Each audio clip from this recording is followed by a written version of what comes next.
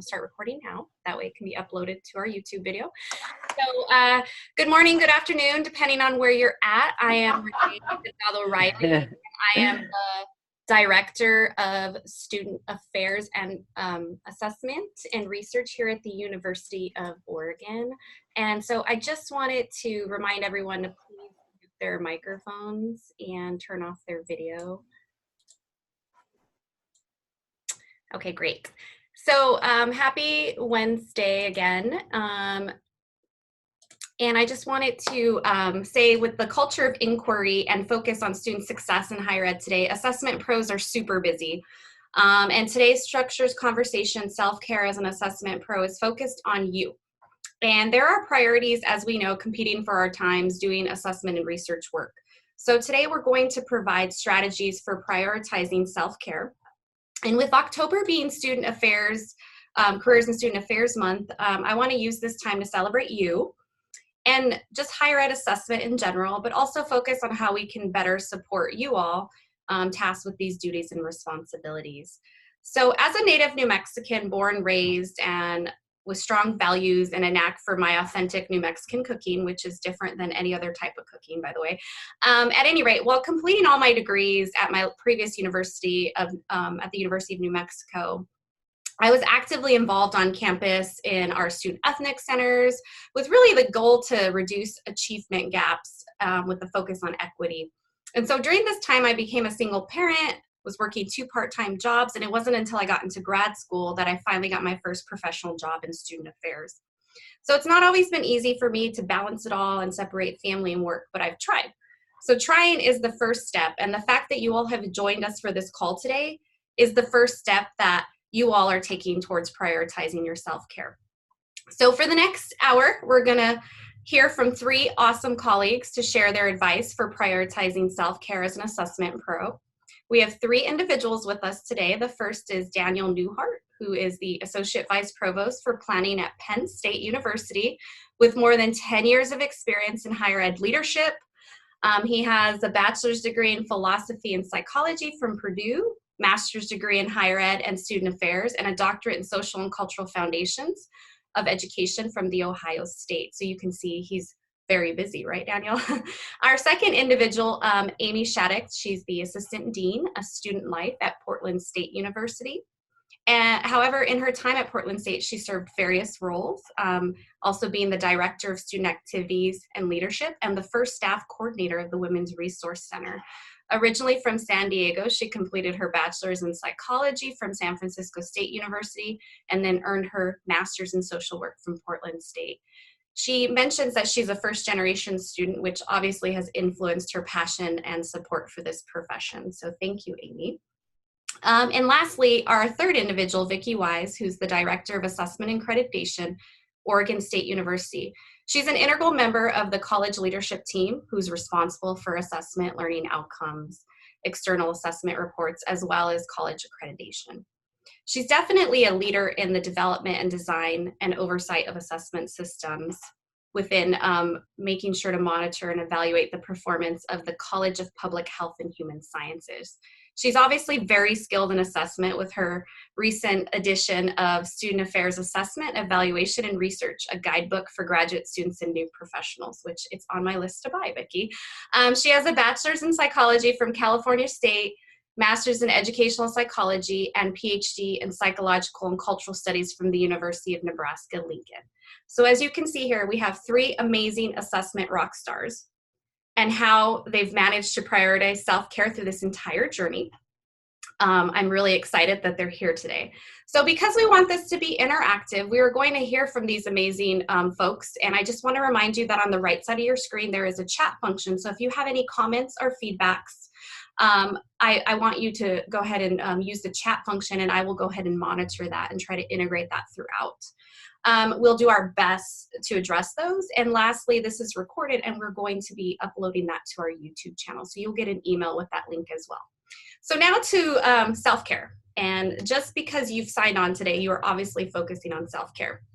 We all know the research that self-care has been shown to reduce anxiety, improve productivity, boost mood, and really just power up our immune systems and really just lower our risk for a lot of different things. And so obviously self-care doesn't happen overnight. It's like strengthening a muscle. You have to work at it and continue to improve. So this means bringing balance to your inner and outer worlds and being able to balance everything. So it's a strategy which keeps you from getting burned out. And when we work for others, from our employers to our children, to our spouses, to students, without refueling ourselves, our mental and physical health starts to suffer. So you can prevent this by making sure you're taking time for me and by engaging in the activities that you enjoy. So now beginning our panel, our first individual that we're going to hear from is Vicki Wise. So Vicki, please share with us a quick summary of your journey to higher education assessment and how you currently focus on self-care. Okay, thank you, Renee. And it's wonderful to be here, and it's wonderful to be with this panel as well. These are old friends as well as colleagues. Well, it's interesting. I don't think anyone sets out to say, when I grow up, I want to be an assessment professional. I think we kind of fall into this work. Part of it is our nature, who's kind of drawn to this work. But when I started out, I thought I was going to be a therapist, and it turns out I am. So I started doing assessment when I was at James Madison University. I landed a position in the Center for Assessment and Research Studies, and if you Google them, you'll see they probably have one of the strongest assessment programs in the country. And I worked there for 5 years and learned so much about large-scale assessment, and mentored graduate students that went on to who are now professionals in the field. And I think that really set the tone for what my expectation is too for the level of quality this work can be at. And so from there I worked in the College of Ed doing accreditation assessment. I worked in institutional research, seeing more big picture of assessment and reporting at the Fed and state level.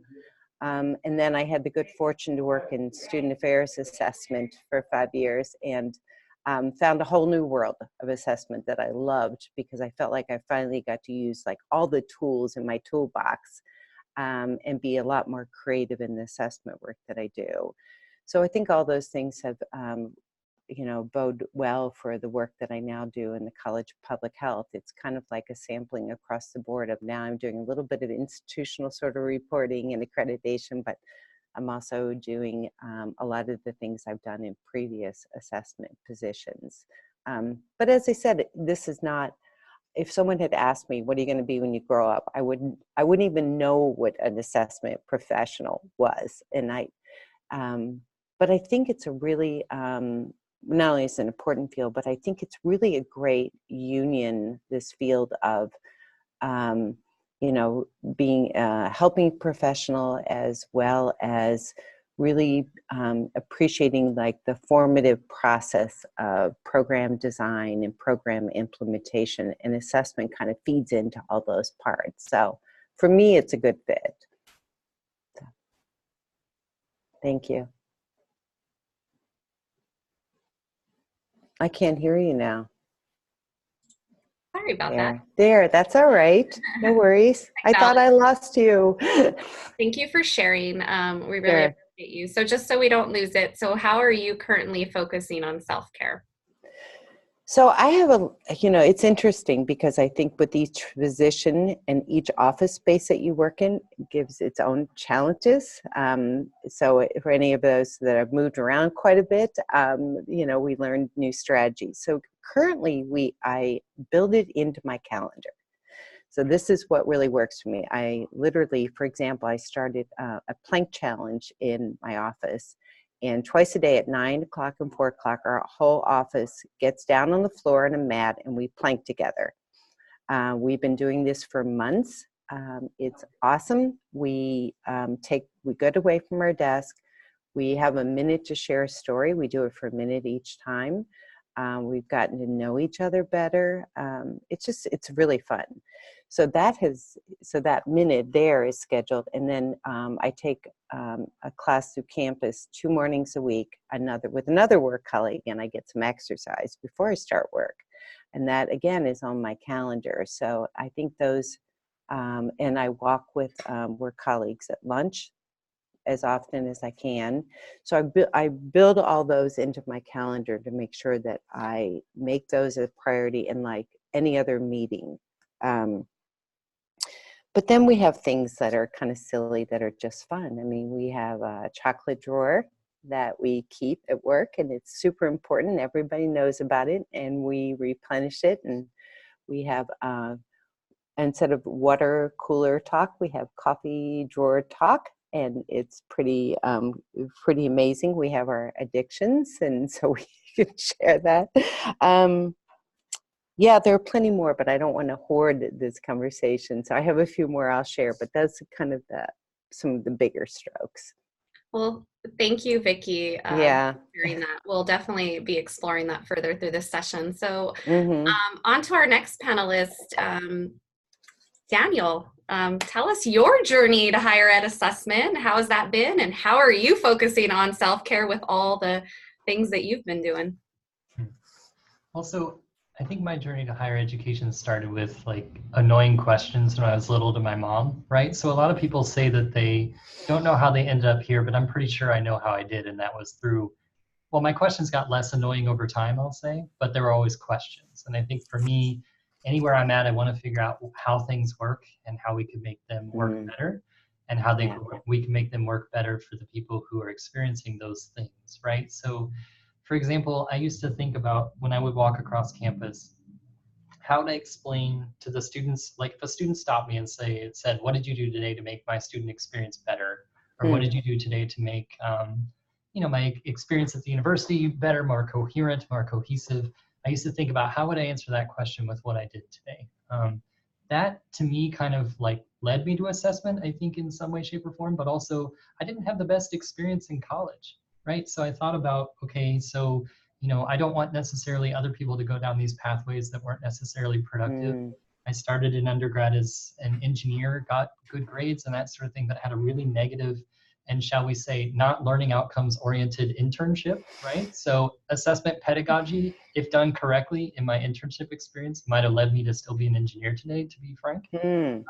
But then at some point I became an RA in a residence hall, and had the opportunity to practice how I could locally sort of on the ground help foster a better student experience for students as they move through what was a pretty hard curriculum in engineering at Purdue.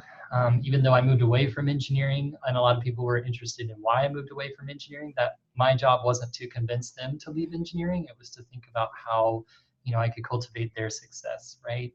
Eventually, I learned, that's how I learned student affairs even existed, was through being an RA.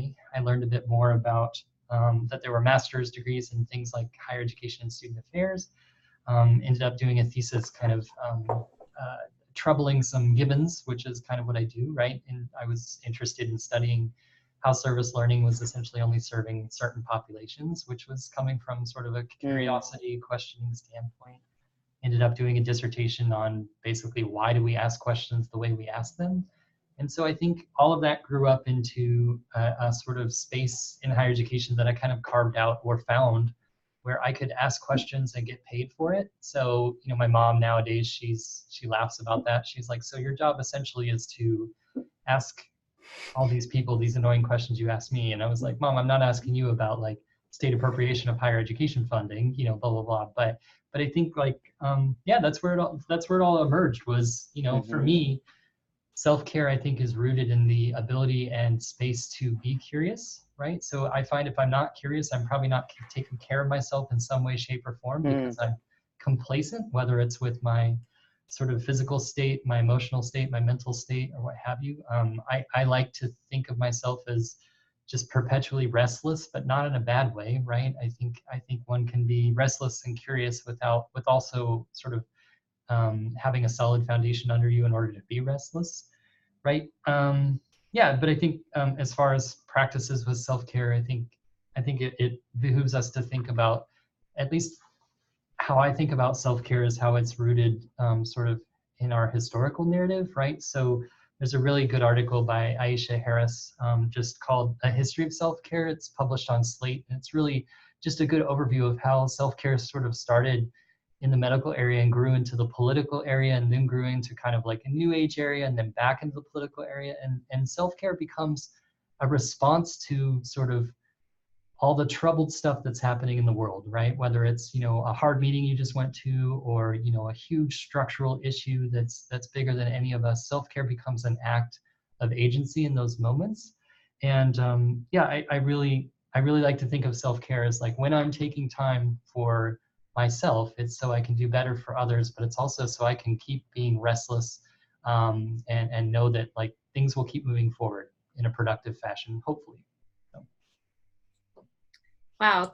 Thank you, Daniel. That's really powerful. I'm definitely going to make sure I take note of that article that I can send to participants as well. So thanks for sharing.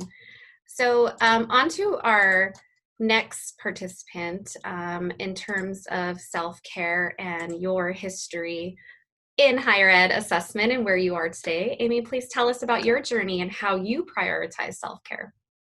Okay, just to go off a little bit of what Daniel's saying, and then I'll talk about how I came up. I think self-care sometimes gets consumerized as well and sold to us. And what I'm hearing from Vicki and Daniel is that it's really individualized. What's interesting is we all have psychology degrees. I didn't even know that. This is why you chose us, Renee, because we're buddies and we all have psychology degrees. So I think it's so individualized and based on your personality and what you need. And I think about all the things we talk about with students and student learning, and you have kinetic learners, and you have people who are really curious, like Daniel. For me, my self-care is about turning off my curiosity at the end of the day, or trying to be curious about something different than what I'm curious about at work all day. So not turning it off, but reading a novel or a really bad like British mystery, or, you know, just being able to give myself some slack to relax and to breathe. And sometimes I need a manicure and a bubble bath and the things that are sold to us. And sometimes it's just really about knowing myself and where I am when I'm stressed, and the narratives I tell myself when I get stressed out, and catching myself and doing the things, whatever is going on, to balance that out. So lately it's about less about doing something specific. Sometimes I really need to schedule things like Vicki, and sometimes it's just about taking a breath or giving myself permission to not always be busy and manic and frantic all the time. I think it's a behavior we learn as college students to push through and get everything done, and have family and have volunteer jobs and our internship and our studies, and to like have our breath up here all the time. And so it's permission that it's okay to chill out sometimes. So my path to higher ed assessment, like Vicki said, I didn't think as a kid like that was even a job. As a first generation student, I didn't know that. I really only saw professions as like a teacher, or people who sell things, or people who make things. So anything else, I was like, it didn't exist in my world. If somebody asked me what I wanted to be when I was a kid, it was either a teacher or a star. I don't know what kind of star, but something. And so I got a degree in psychology because I thought, well, I just want to work with people, and that was the first class I took in community college, so I'll just stick with this major. Didn't really know. I didn't have the best experience of like as far as support or engagement in my campus or advising or anything like that. I just stumbled through. And then I went to grad school for social work.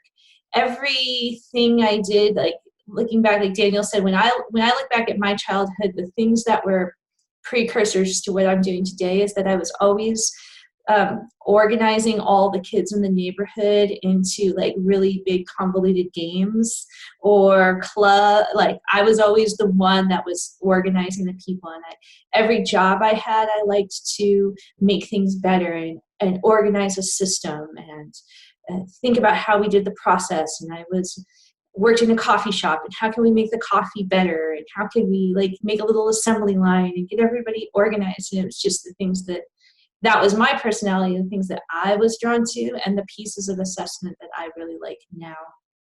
So as Renee said, I started as the director of the Women's Resource Center. Because my background was social work, I was planning to do nonprofit management, and directing the Women's Resource Center is very close to running a nonprofit. It's the most similar thing on campus that's like that. And I ended up doing that straight out of grad school as a student leader, and then into that. And that's when I really fell in love with assessment and learning outcomes. There's a lot of things that we did in social work that were crossovers.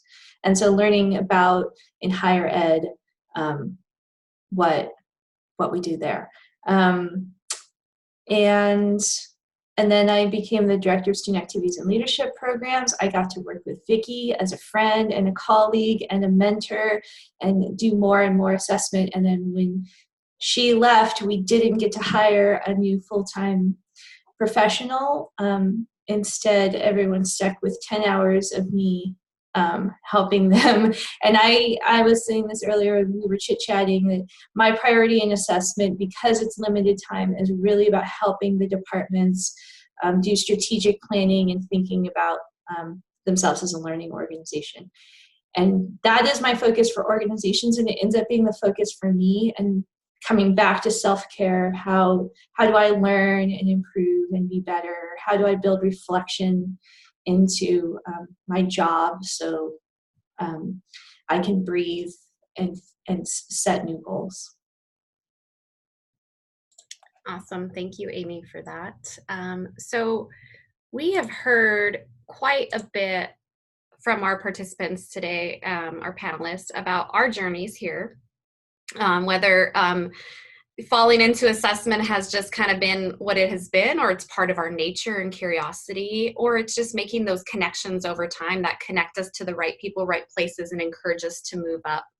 And so I'm sure a lot of you on today can probably relate with the kind of variety and diversity of how we've come to be in this profession. So it sounds like in terms of how you all are prioritizing and kind of looking at self-care, is very kind of as a response. And I really like that perspective, and that it's very individualized and focused on you, because it is about you and it's about what you currently need to refuel. So maybe sometimes, as Aimee mentioned, it can be very consumerized, and sometimes we get caught up in that. And so really just kind of reflecting back on what self-care means to you and what you currently need to refill, I think, is very important. So far we've talked a little bit about things ranging from physical activities to indulging in sweet foods like chocolate and coffee, or even just getting connected with coworkers as a form of self-care. And really just also some discussions about disconnecting from the everyday to kind of refuel. So digging a little bit deeper, because I think it's important. A lot of the times we talk about it, it's cool to say, hey, self-care, prioritize it. But in terms of strategies, I think that's where the important work comes in, is we can talk about it all day. We can say that we're going to prioritize self-care, but how are we actually doing it? And what strategies do you actively employ each day? And so I guess we'll kind of go off here, but I'll go ahead and actually get started with Vicki, if that's okay. Okay, sure. The panel Yeah, all over the place sure. here. But, can you tell me a little bit more about the strategies that you utilize to prioritize self-care? You mentioned earlier calendaring, but Right. a little more in depth how you do it and integrate it into an everyday thing. Well, I think part of it is, the point that it really is a personalized thing. And I think about it as like filling your bucket, right? Like what fills your bucket? Like what, and how do you fill others' buckets? So for me, connection fills me. Disconnection doesn't. So when I think about, for me, personal self-care would not be totally disconnecting from everybody. It would be connecting with people.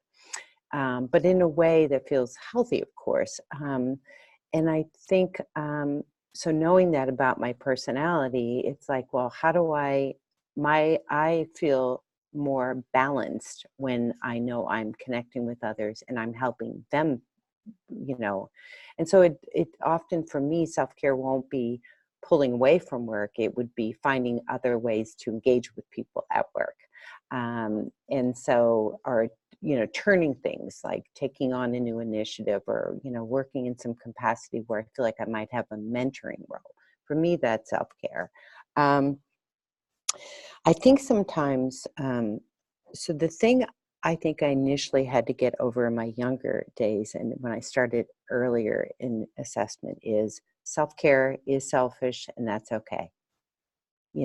That the idea like, oh, we don't get points for letting ourselves get worn down and not putting out there what we need to feel balanced, whole, that we like going to work. And so I think I had to get over that. Like, I don't have to be busy all the time. I don't have to fill my calendar with busy stuff. I mean, just, I can really say no to some things and say yes to other things, and think about ways to streamline or improve the things I want to say no to that I can't. And so that was the first thing. Like, I'm not going to get points for being busy. I'm only going to get points for, the ways that I can connect and help people and do my job effectively and still have a good attitude about it. So I, knowing those things about myself, I kind of check in with myself regularly about when I, have these messages like that feel more negative, or I'm feeling like I'm more stressed than normal, or I want to disengage more than normal, then I know something's going on. So I, checking in, seeing where I'm at, what's the balance like for me? Am I engaging in scholarship? Am I engaging with others?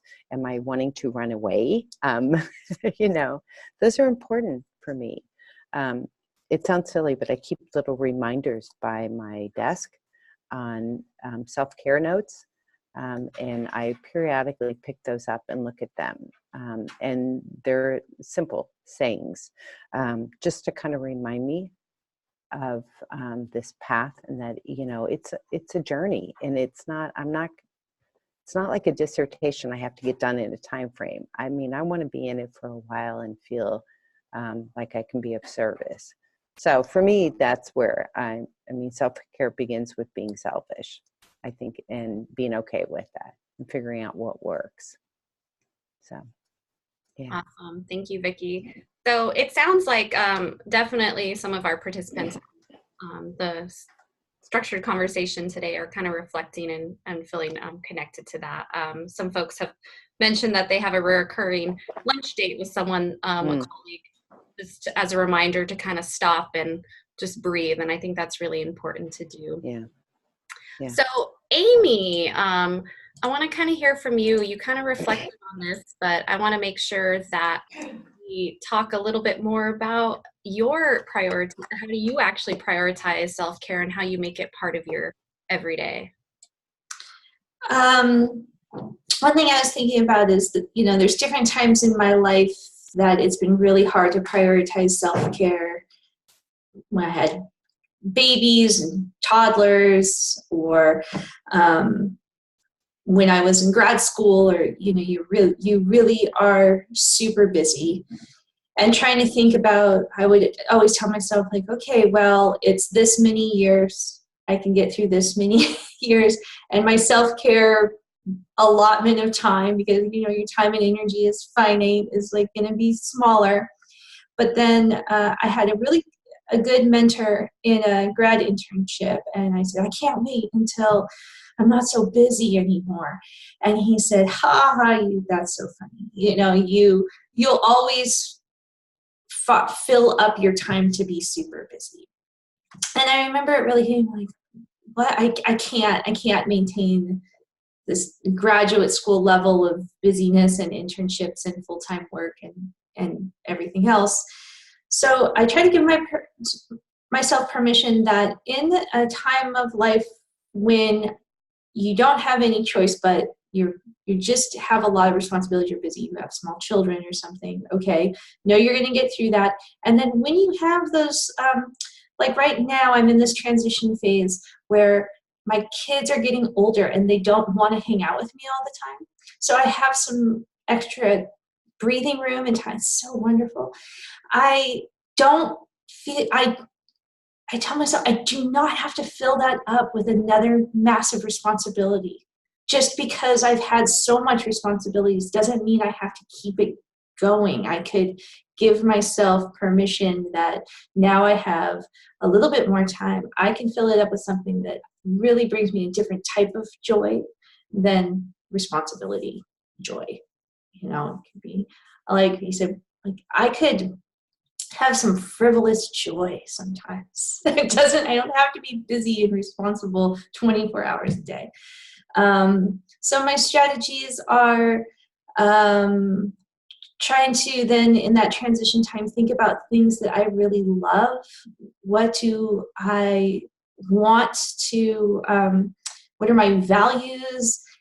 What makes me whole? So scheduling time with friends, trying to reconnect with community after not having a lot of time to do that.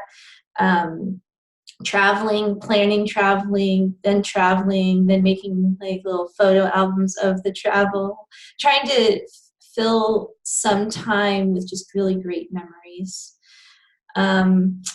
Laughing a lot, trying to like have an attitude of not taking myself or everything that we do super seriously all the time. Which, you know, sometimes gets me written up for being disruptive in meetings, but it, you know, it's my self-care. Awesome. Thank you, Aimee. I think it's so important to be authentic and be yourself. And I think sometimes the world of the academy sometimes diminishes that. And so I know for me, coming from a very diverse background and someone who was first in my family to also go to college, and it was just a huge transition for me and a huge acclimation.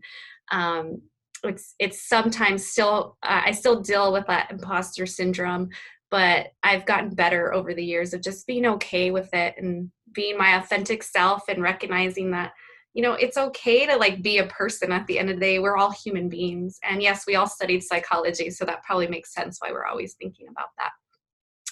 So on to Daniel. I want to kind of talk a little bit more about your priorities in terms of how you prioritize that self-care, and also maybe reflecting a little bit on maybe some of the hardest skills that you've learned through this process of making self-care part of what you do. Yeah, so for me, so it kind of, I mean, I appreciate the idea of like, you know, we have to be selfish with self-care. One of the quotes I read in that article was like, you owe yourself, right? And so what I think, one of the strategies I have is if someone asks how I'm doing and I say I'm busy, I know I'm doing something wrong, not because it's wrong to say that you're busy, but there's this sort of like, I guess, cultish approach to this idea of being busy, but like, why are you busy? What are you doing? So for me, one of the strategies is to dig deeper into the meaning of the busy. Like, why are we doing the work that we're doing? Why does it matter? Why does it, you know, sort of give you energy in life? Like what's the purpose behind all this? And I find that, I don't know, people get kind of energized, and if there's a continuum, and it'd be a weird continuum of like the cult of busy to like actually being present, we slide towards being present. And for me, if I'm prioritizing being present over, you know, for me, that's a sort of inroad from self-care. I've done something that allows me to separate this sort of cult of busy to being present with the person. And I want to read a quote real quick from one of my mentors that I just think is beautiful. Well, there's a couple. I mean, this mentor is known for being amazingly prolific, but there's unanticipated magic that happens sometimes. You leave the conversation with a connection or insight, a new sense of self. This happens when you allow yourself to be fully present.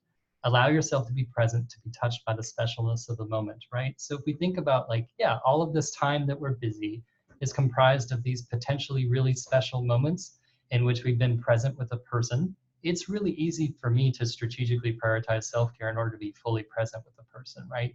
And actually, it's really interesting. Like, technology is kind of a helper with this sometimes. You know, you can schedule these things and that sort of thing. But I've noticed with the recent, so I have a smartphone and it's an Apple operating system, and I swear I'm not like paid by them to say what I'm about to say, but Siri lately has been suggesting that I turn on do not disturb mode during meetings. So this little algorithm machine learning business has said, hey, I want to help you be present with people.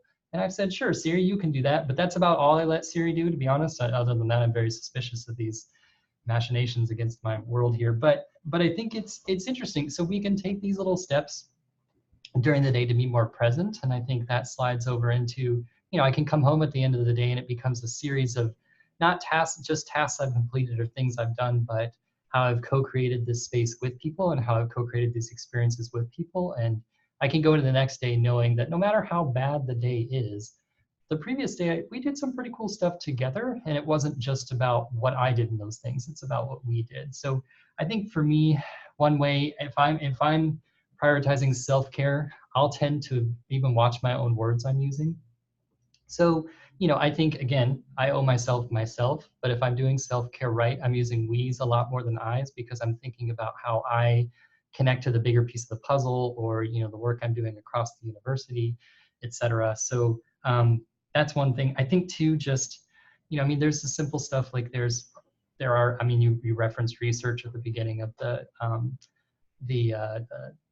session here about like what goes into self-care, what has been known to, you know, work for self-care. There's a ton of information out there about strategies towards self-care. I think for me, it has everything to do with how much I exercise, what I eat. Sometimes certain food puts me in a bad mood, or I'll feel like gross, you know, or whatever, and I'm not able to be fully present. So I'm like, okay, so what are the foods that work for me that make me more present in these meetings, or maybe not, like want to just feel like I'm I don't know, a balloon or something if I drink too much soda, or, you know, things like that, right? But I think too, just, you know, I've asked, this is the first position I've been in where I've had like someone helping me with my calendar. And this was a conversation we had where it was like, okay, so I like, you know, walking to other people's offices during meetings, not just because I like getting outside and walking, but because, you know, when we're talking about assessment or we're talking about strategic planning, sometimes this can be a contentious topic in which people aren't really willing to maybe talk about the vulnerability they have of maybe not having knowledge in this area. So if I can have them be more present by removing one barrier, that is, you know, them coming to my office, entering a weird space, and me going to theirs and entering a comfortable space, we can be more present with each other, right? We can sort of exhibit self-care in these small micro practices in such a way that maybe the next time they have a contentious topic to talk to someone about, maybe they're going to that person's office or taking some other step that makes that person feel more comfortable to be vulnerable as well. So other than that, I would echo a lot of what Vicki and Aimee said as well. I really like how you just mentioned that last piece. That's something that I think in our world of assessment and research, depending on the culture of your specific institution, you know, it can be contentious, and removing that barrier, that's brilliant. I think that's a really great strategy just to kind of help us do our jobs and be more approachable in this world. So in regards to, sounds like you're thinking about self-care in so many ways, which just is amazing and incredible. I like how you added in the holistic piece, just about nutrition and what you're consuming is so important as well. So we're obviously not perfect at self-care. We're human beings. So what's the hardest skill that you've had to learn throughout your journey in higher ed assessment to remember to focus on you? You want me to go first? Sure, okay. Yeah, I think for me, well, a couple come to mind, but you're right. I mean, we're all human. We have to practice at this, like you said at the beginning. Sometimes I get impatient and I don't want to practice and I want to take shortcuts to becoming perfect at this and that sort of thing, but I'm not. I think for me, you know, and it's weird to hear this from a person who does assessment or what have you, but leaving that time for actually reflecting on, are my skills or practices that I'm taking towards self-care working for me, or are they simply, I've scheduled it, I'm done, right? So like, is there some consistent evaluation procedure? An example would be, I really like to ride bicycles outside. And I just got this like little fancy pants computer that tells me when I get lost and kind of directs me back to, you know, wherever home base is, you know, or what have you. But I just noticed recently it'll blast my text messages on my screen. I'm like, nope, that is ridiculous. But at the same time, the other part of my head is like, well, Daniel, if you think about this text message, maybe you can respond, when you stop for, whether it's food or to fix a flat tire or something. I'm like, no. We need to compartmentalize these. We need to, be okay with, keeping spaces sort of sacred, keeping it about, the physical activity, keeping that sort of, thing over here. So that's been a hard thing for me, is sort of compartmentalizing, because I think I am okay with like 24 hours a day, or not 24 hours a day, but most of the hours of the day, just go. I just am built this way to have this energy all the time. So for me to pause and actually acknowledge, whoa, I need to like just be okay with not doing anything for like 5 minutes. That's hard. That's really hard for me. I'm not used to that. And that's not how I grew up, and really not how I've been socialized academically as well. And just so one thing I've done to sort of help with this too is I've sort of been learning skills that have nothing to do with my job. And I think we mentioned sort of doing things that have nothing to do with your job, but I've taken up like woodworking for some reason. I don't know, it sounded cool. I'm terrible at it, right? But it's something else that I can go home to, and it has nothing to do with assessment. Well, it might. I can find a way it has something to do with assessment, but again, that's when I know I'm not practicing that skill very well, right? So, yeah. That's awesome. I think, sometimes you just got to try things. It's trial and error sometimes, and you got to figure out what works for you. So moving on to Aimee, I think we'll go with you next, if that's okay. And I think that the hardest skills to learn are often the things that a lot of my job is leadership development with students, and I often see the same things, and obviously with staff, we're all leaders as well, and applying what we are trying to help students do to ourselves. And we usually start with the first step is self-awareness, knowing yourself, knowing your values, knowing the stories that you tell yourself, knowing your narratives or your history, your culture, your background, all of those things. It's not really quick. And sometimes those realizations about myself can be painful, or vulnerable. Of one that I had recently, just kind of when you realize that the narrative you tell yourself when you're really stressed out might feel super real, but not be all the way true. So my narrative when I'm really stressed out is I cannot rely on anybody. Nobody's going to be there for me. I've got to figure out a way to do it myself. No one's going to help me. And, probably you don't want to hear about all of the reasons in my childhood I feel that way. But anyways, so when having the realization that sometimes that might be true or be reinforced, but it's maybe not always true or always as much as I thought, and being able to catch myself when I really want to believe that that's true. I just so want to believe it because I always have, and I always tell myself that story. And catching myself, and so then doing things where I'm like, give myself some space to really evaluate, or doing things to temper that story, like practicing gratitude. I will sit down and write thank you letters, maybe not to the person that's really upsetting me, but to other people, so I remember that there's other people in my life, or those types of things. And I think one other example of how self-awareness is a strategy towards self-care is thinking about your values. And one of the things Daniel talked about is being present.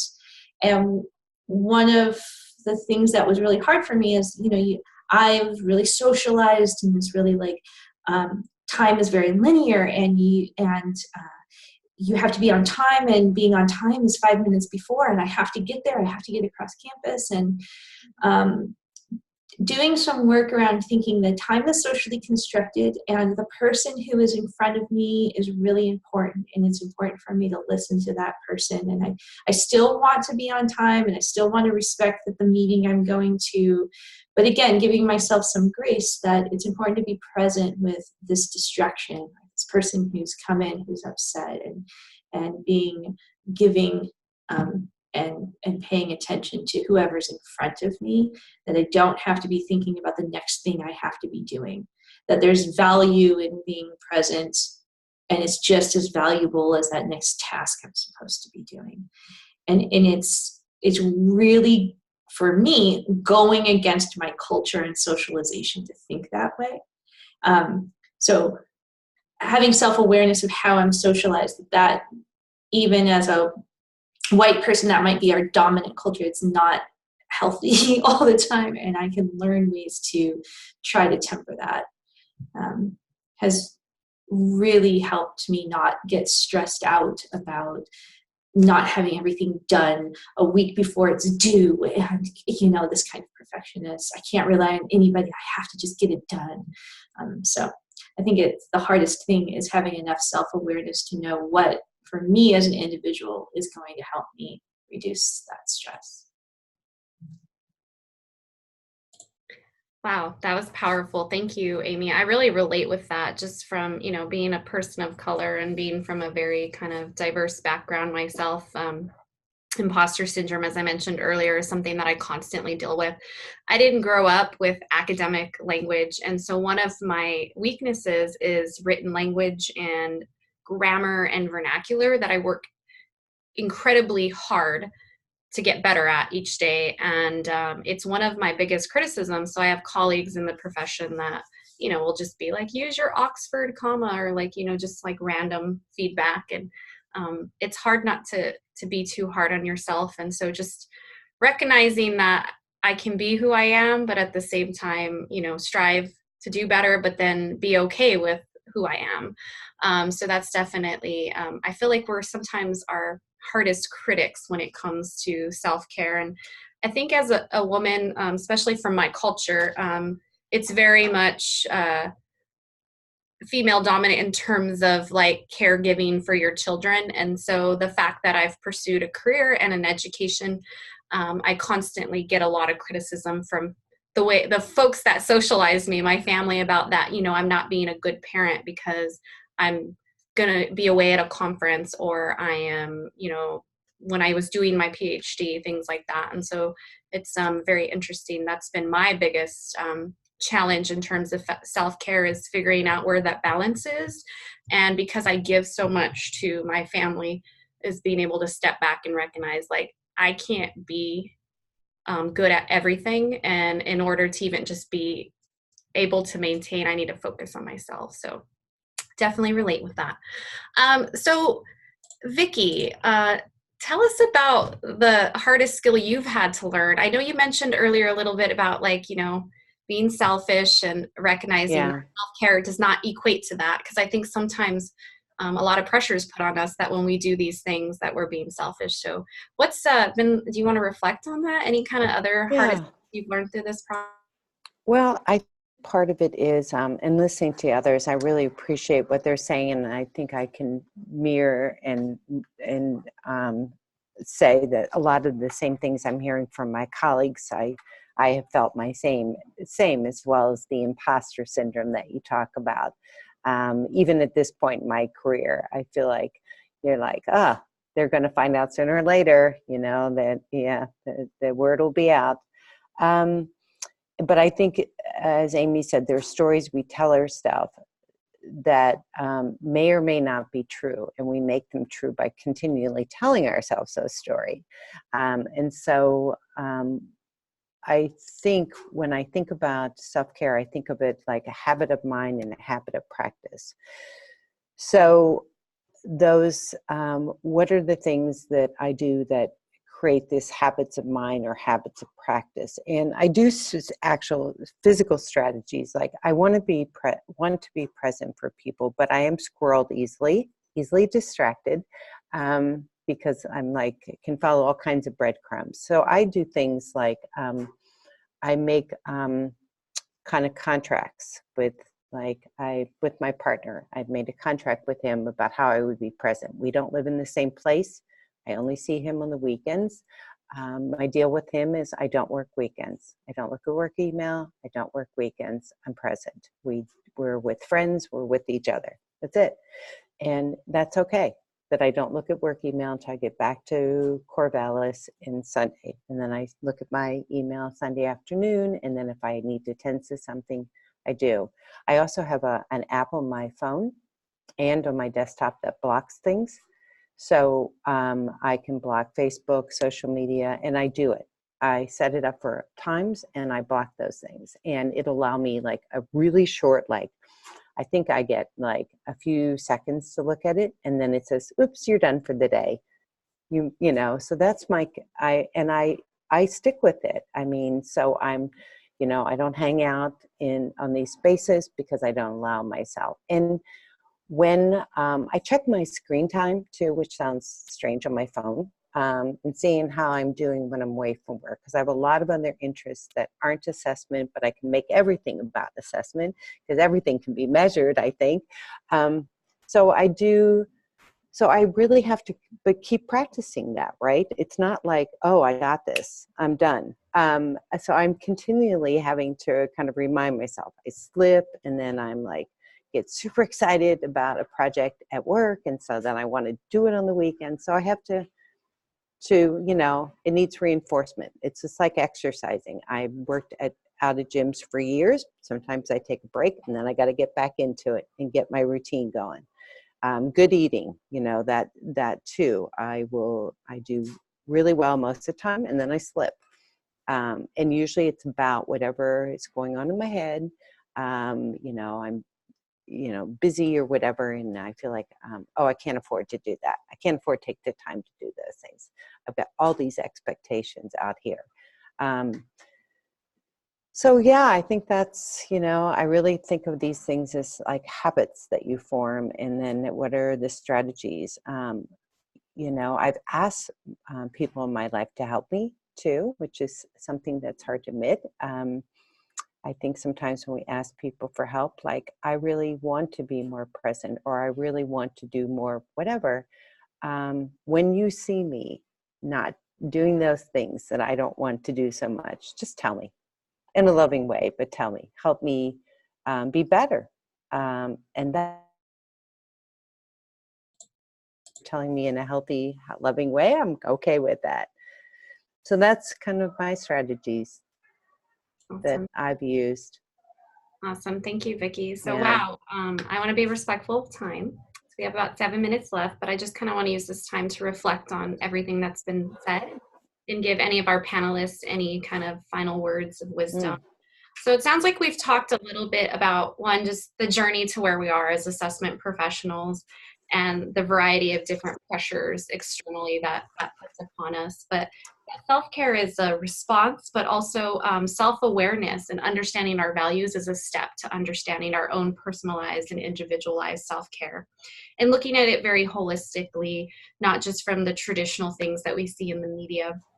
And really knowing yourself, because in order to develop that practice of self-care, which isn't just, it takes a lot of flexing that muscle to make that work. It sounds like we have to create this habit almost, and that's going to be different for everybody. Right. So when it comes to the end of the day and you still have half a dozen priority tasks to complete, our self-care often falls off the to-do list. We put it on the back burner. Yeah. And it's really not fair to your overall well-being to not focus on you. It's just not sustainable, as we've heard. It's a prevention method of burning out in our profession.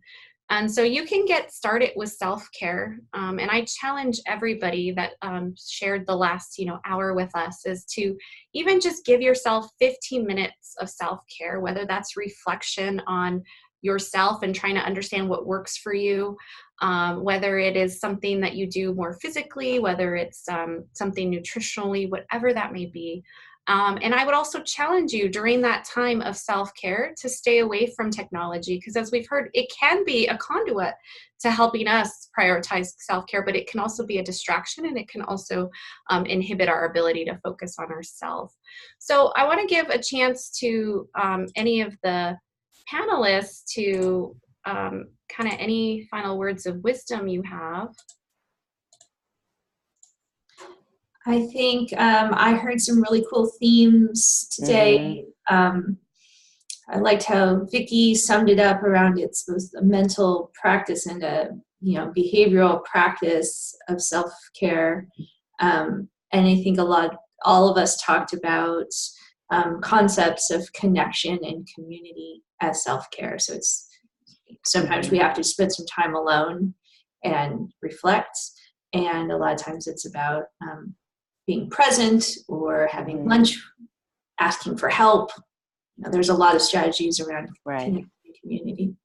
Yeah, it's a good point. I was thinking about something while Aimee, a point that Aimee brought up, and I think about like health, well-being through a kind of blue zones perspective.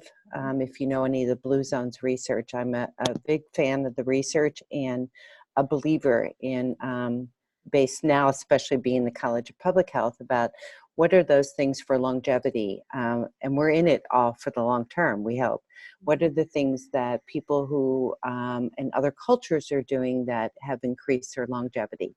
Connection to food, exercise, sharing meals, a sense of practice, spiritual practice, or connectedness practice. And I think there are a lot of things in that research that I've taken away and say, yeah, I want to cook for myself, right? I want to know where my food comes from. I want to exercise. I want to be connected to a community that I formed. So I keep that in mind, and I would encourage others, if you haven't looked at some of that research, I think it's really powerful and can really speak to doing this work and being in higher ed for the long term, and how we'll have a long, happy career. So maybe check out that research. Awesome. Thank you, Vicki. Yeah. Daniel, do you have any final words? Two things. One, speaking of research also shows us that, and we haven't mentioned pets, but I may have the best dog in the universe. She's very good at resetting me, because her needs and her approach to life just kind of help center me a little bit more. The things that are important to her, like, getting food precisely at 8 p.m. and that sort of thing. Like, she has this routine part, but she also just kind of does whatever she wants in between. And kind of envious that, we always joke that she needs to start paying the rent and that sort of thing. But honestly, from a psychological research perspective, I mean, there are those studies that have been released lately that's like, you're 25% higher. They're sort of like related to longevity. If you have a pet, you're 25% more likely to have a longer life, especially if you live by yourself. And I know not everybody's able to have pets, but there are a lot of dogs out there and cats that need attention. That's sort of, I always remember when I lived in Oregon, I saw the end petlessness signs, and I thought those were funny. And now I understand there's research in it. Yeah, those are great signs. So it's like, whether you're a leader or, just starting out an assessment or what have you, people are looking at you for how you're doing this, right? And they're looking at you for, there's always a chance to model self-care. And, again, I'll go to a quote a mentor left with me. If you're exhibiting self-care in a way that allows you to be present, right, and really present with a person, it's sort of like, this mentor says, let people leave you feeling better about who they are, right? So your self-care can be contagious. And I mean that in the best possible way, but if you're modeling it well and you're able to explain to people and make transparent about why you're doing what you're doing and sort of how you are, alleviating or mitigating burnout, well, then you've just, kind of shepherded someone else through the field of assessment. Right. So, for me, self-care is intertwined with sort of the self-care of others as well. So. Yeah, that's nice. That's awesome. Well, thank you, everyone. I'll share all these links in an email to you all along with the recording. But I want to thank our panelists for just being amazing colleagues in the profession and sharing your words of wisdom. You continue to inspire me. So with that, thank you, everyone, for joining us. You all enjoy the rest of your Wednesday and focus on self-care. Thank you. Nice seeing everybody.